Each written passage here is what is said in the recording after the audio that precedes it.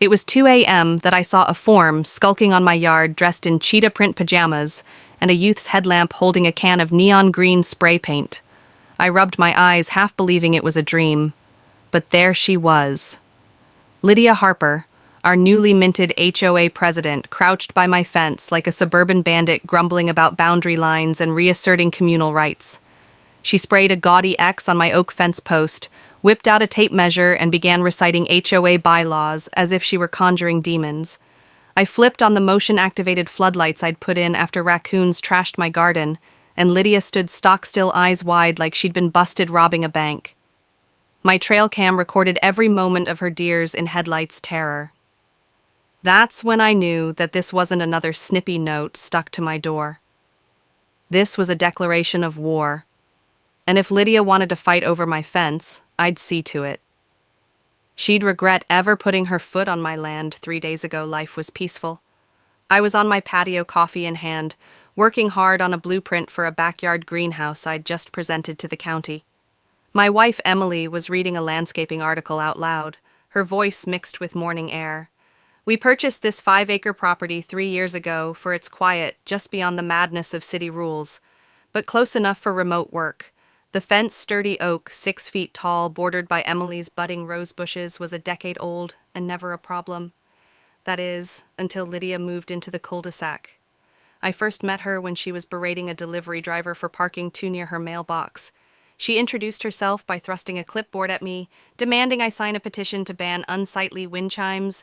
I said no. From then on, I was labeled a rebel on the neighborhood's online message board. Lydia had an opinion on everything: your deck stain, your grass length, even your mailbox design, but I never thought she'd go after my fence.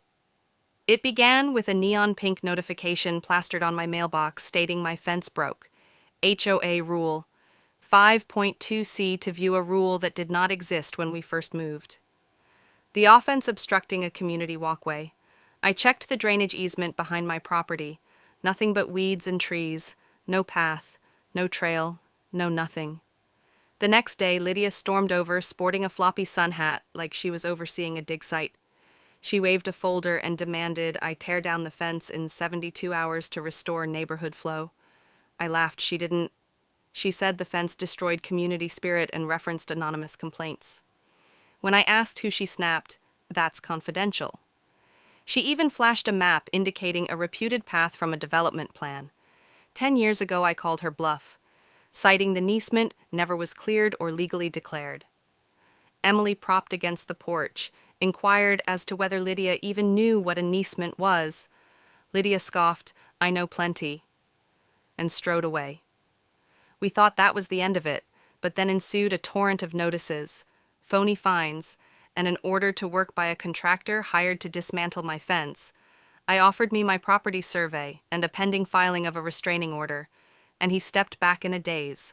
Lydia appeared 2 hours later, hands on hips, one last chance to obey.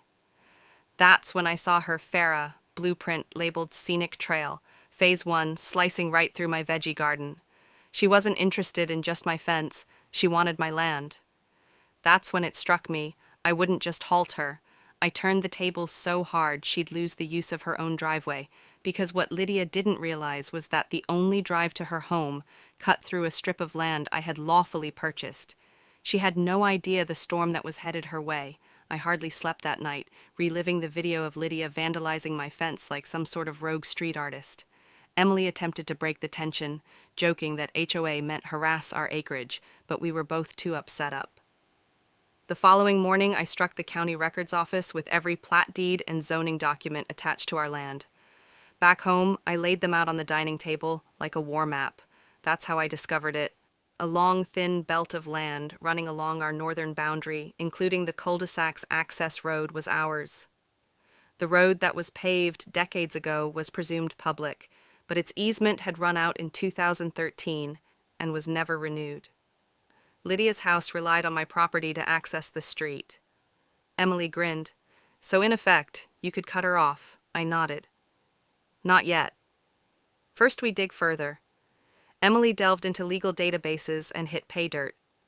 Lydia had submitted a permit for a community wellness trail in her self-proclaimed acting president title, counterfeiting my approval with forged signature. We presented the proof to the county zoning department where a clerk marked it down for fraud, citing Lydia's HOA. Had a pattern of overreaching. Back home, we drafted a cease and desist letter, CCing the HOA board, including the former president who still hung around on the email chain. Silence prevailed until Mark, a board member, apologized, confessing he hadn't been aware of Lydia's solo votes. An emergency HOA meeting was called and Lydia's reign began to crumble. The meeting at the musty community clubhouse was standing room only. Lydia came late dressed as though auditioning for a corporate melodrama and delivered a speech about unity and property values. She revealed a map with her trail cutting across my yard. I remained calm but firm and set out the truth. The phony permits, the spray paint video, the expired easement. I circulated still photos of Lydia's midnight romp. Gasps spread through the audience. Mark inquired if she'd conducted votes without the board. She stuttered, alleging emergency powers. He queried who declared the emergency. She had no answer.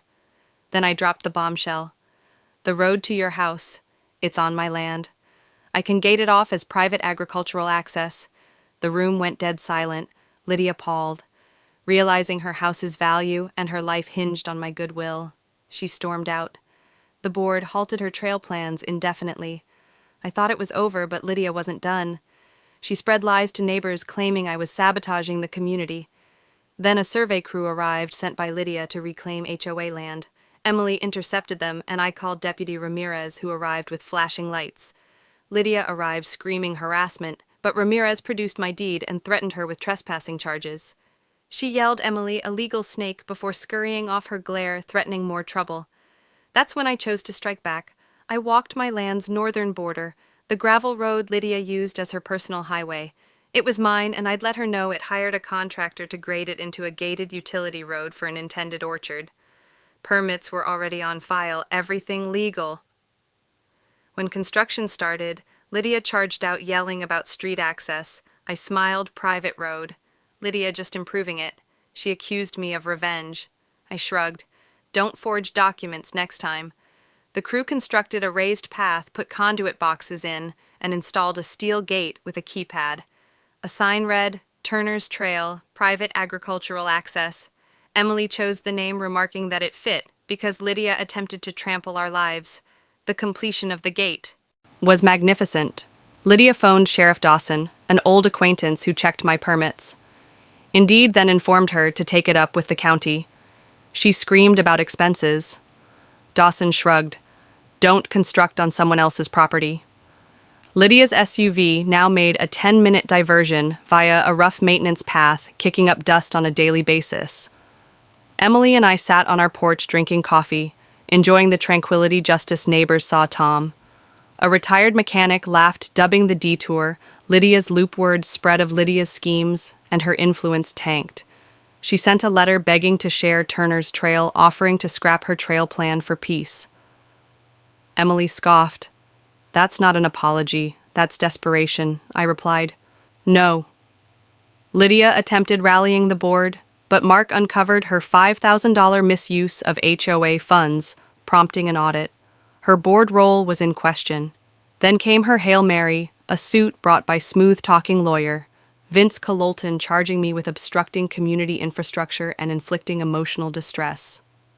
The suit was ridiculous, with doctored pictures asserting my fence-invaded HOA property. Emily tore it down, filing a counter-complaint with our mountain of proof.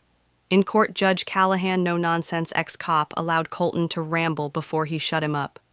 Is this law or soap opera? Emily brought out our Caseland Records videos, forged permits, leaving no doubt Callahan ruled against Lydia, directing her to pay our fees and threatening criminal charges if she persisted.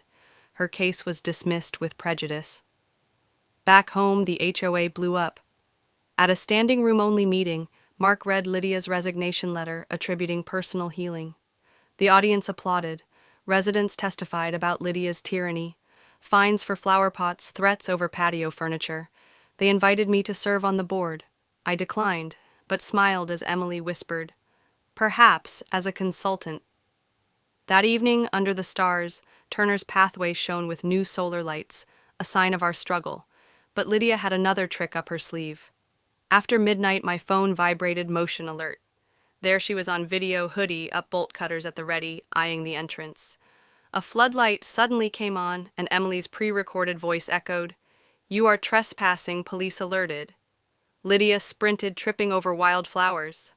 I sent the video to Mark. By dusk, the HOA stripped Lydia of membership, fined her, and excluded her from leadership. A week later, her home was on the market, falsely promising access to Turner's Trail. I called the agent, corrected the falsehood, and the listing altered, stripping her last scrap of credibility. Neighbors expressed gratitude to us, some with cookies, others with plans for a community garden along Turner's Trail.